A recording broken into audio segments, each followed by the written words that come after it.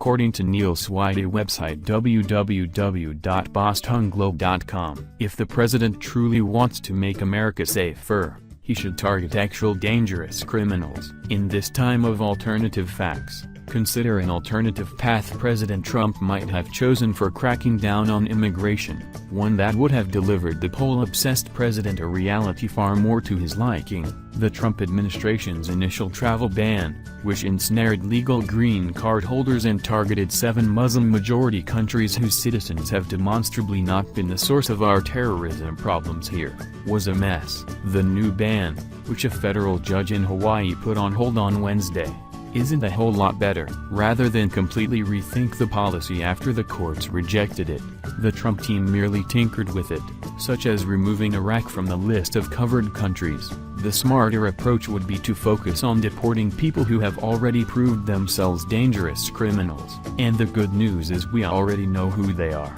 Trump bragged after the election that he was going to deport up to 3 million criminal undocumented immigrants. To experts like Boston College Law School professor Daniel Kanstrom, Trump's boast was preposterously high, at least if criminal means a violent or dangerous offender. That's largely because President Obama, a man Trump accused of being soft on immigration, actually presided over a massive deportation of undocumented immigrants with criminal records. Kanstrom had criticized Obama for being too aggressive, since the criminal offenses of many people who were kicked out were minor, such as traffic violations. For others, their only criminal offense was immigration-related. Crossing the border illegally is a misdemeanor, but crossing again after having been deported is a felony. While it seems unlikely that the number of actual dangerous criminal immigrants is anywhere near 3 million, or even 1 million, the truth is we don't know because immigration arrests are secret.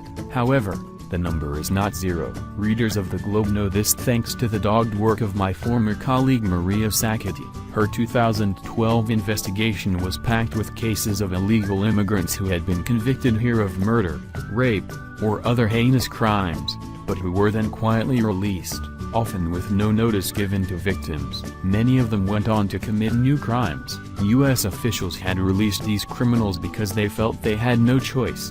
The U.S. Supreme Court ruled in 2001 that the government cannot imprison criminal immigrants indefinitely if their home countries refused to take them back. The fallout could be catastrophic. Take the case of a 46-year-old New York woman named Qian Wu. She thought the undocumented immigrant from China who had been convicted of brutally attacking her was out of her life for good.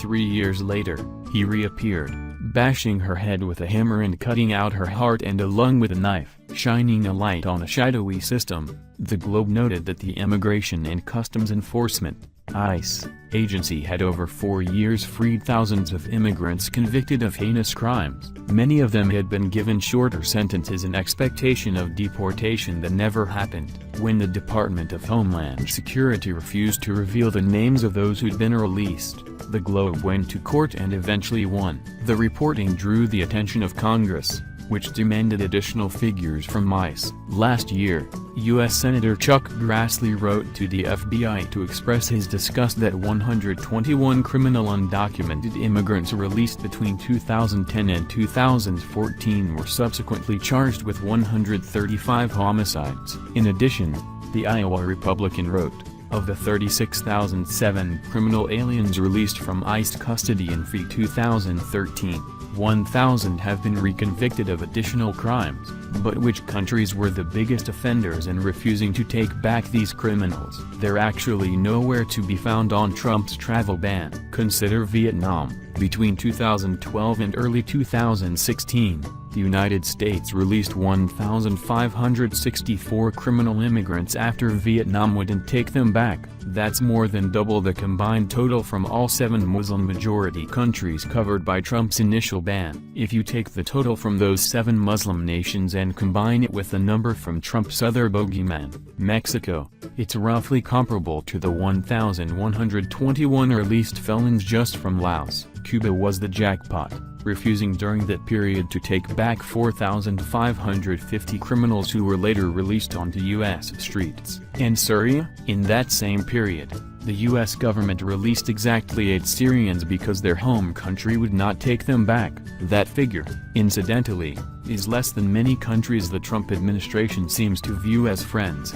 from Israel, 17, to the United Kingdom, 23, to Vladimir Putin's Russia, 55. The dirty little secret about dangerous immigrant criminals is that sometimes our friends are as unhelpful as our enemies. Now imagine that.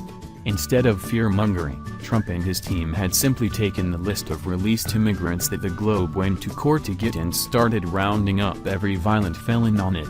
The administration could have then put the screws to all their home countries, friend and foe alike, holding up the papers their diplomats need to enter the United States until they changed their minds. An early executive order seemed headed in this direction. Before the administration turned its focus to the scapegoating travel ban, I bet most of these nations would have responded to the pressure, amplified by a certain verified Twitter account, and agreed to take back their criminal nationals. Surely, the president's poll numbers would have surged north. Trump might even have added to the pressure by getting Congress to let him use Guantanamo Bay to hold the worst offenders until their home countries came around. Juliette Kayyem, a senior Homeland Security official under Obama who now teaches at Harvard's Kennedy School, says it's important for pro-immigrant groups to admit that there are some dangerous felons who need to be removed.